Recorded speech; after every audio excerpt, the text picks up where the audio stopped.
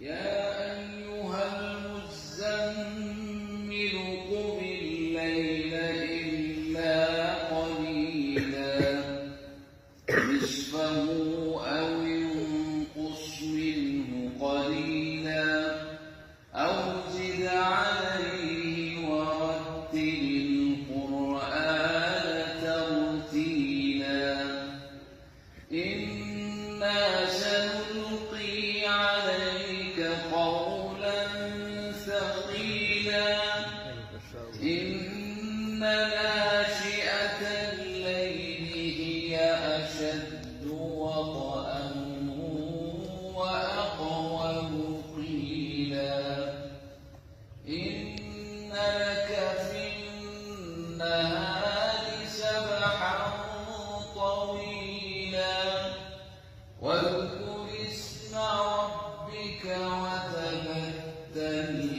إليه تبتيلا رب المشرق والمغرب لا إله إلا هو لا إله إلا هو فاتخذه وكيلا.